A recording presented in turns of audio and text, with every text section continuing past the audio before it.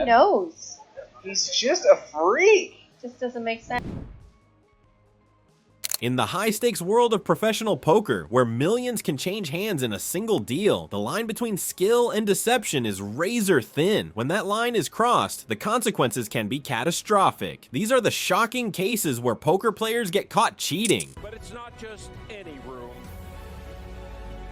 Consults his team. He dashes back to his seat. Our first story takes us to the 2024 World Series of Poker main event, where Jonathan Tamayo's victory ignited a firestorm of controversy. As a relatively unknown player, Tamayo's performance raised eyebrows, not for its brilliance, but for the perceived influence of his highly analytical rail. In the high-stakes arena of the 2024 World Series of Poker main event, a $10 million prize ignited not celebration but suspicion. Jonathan Tamayo, the victor, found himself accused of a modern form of cheating, real-time solver assistance. Shockingly, footage revealed a crew member removing what appeared to be an earbud from Tamayo. This, alongside images of his rail openly utilizing poker solver software, programs that calculate optimal plays on the fly, created a damning visual narrative. One article from The Mirror reported on the incident. World Series of Poker controversy as winner of £7.7 million check simulator during event.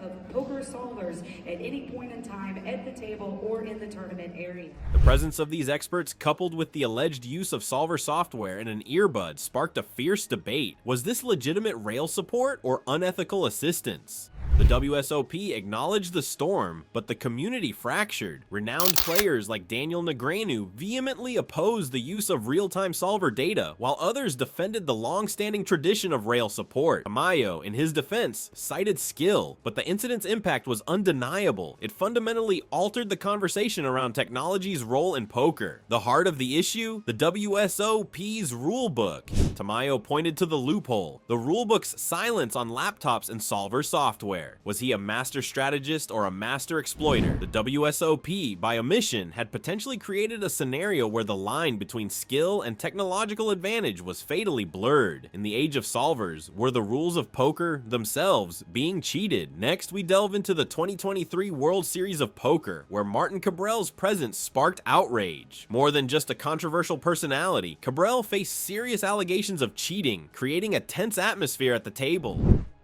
When I'm playing poker, I want to have fun at the first place, so that's, and I'm maybe more talkative than others. Cabral doing some antics at the table are worse than anyone I've played with. People were speculating, like there were a lot of discussions about whether he was marking cards, whether or not that's true. Playing with him is unbelievably unpleasant. He's rude. He takes the full 30 seconds every time, and last night playing with him, it felt like something not kosher was going on. Can't know for sure, but I think it's ridiculous.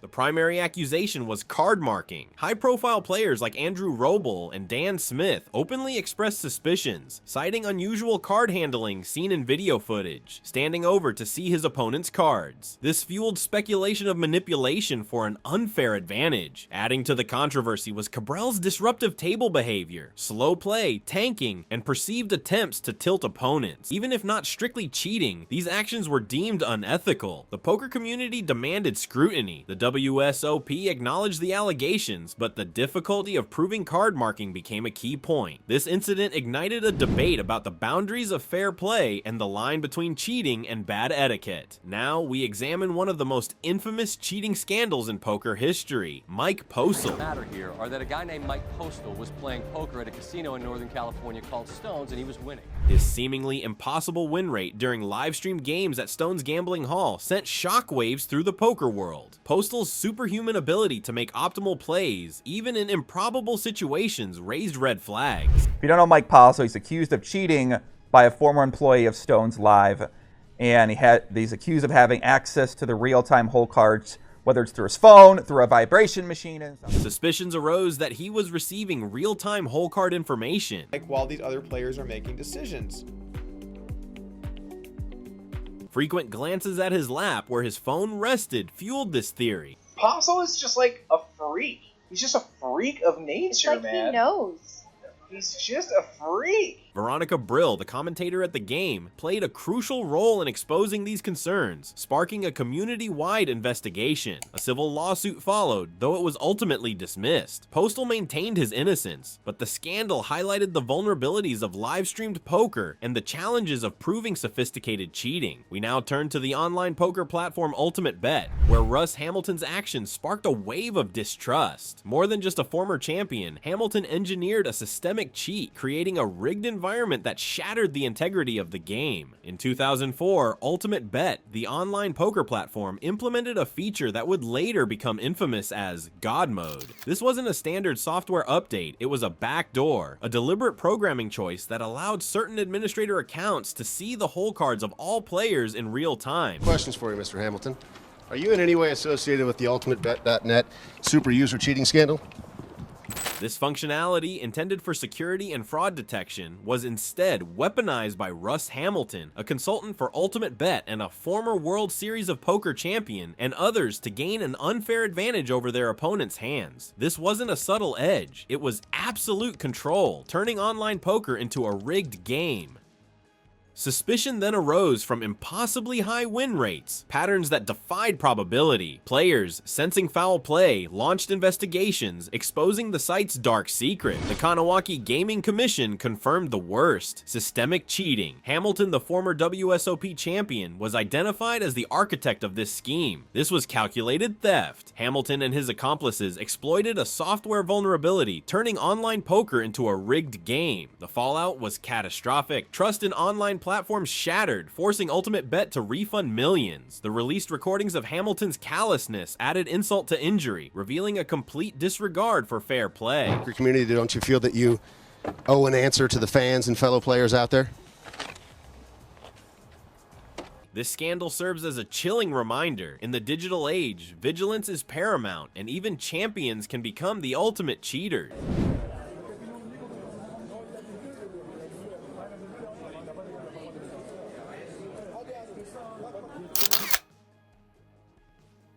It's been a long day here at the WPT, but finally we have a winner.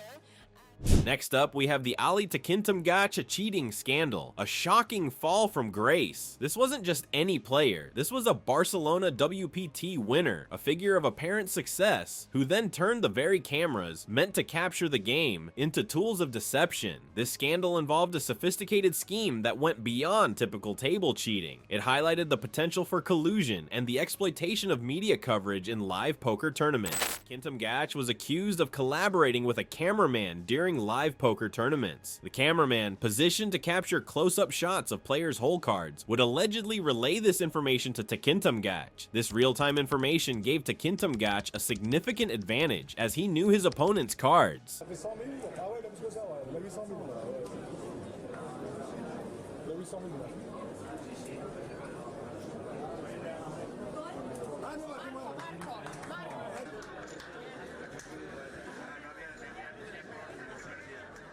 His strategy involved building relationships with camera crews and exploiting their access to sensitive information. He would then use this information to make informed decisions during hands, effectively playing with an unfair advantage. Suspicious playing patterns and inconsistencies in Takintam Gach's gameplay eventually raised red flags among other players and tournament officials. Investigations confirmed the allegations of collusion with the cameraman. Takintam Gach was subsequently banned from several poker tournaments and faced significant reputational damage. This was not a simple case of marking cards, but a well thought out plan to use the cameras against the other players. Share your thoughts in the comments down below and subscribe to see more.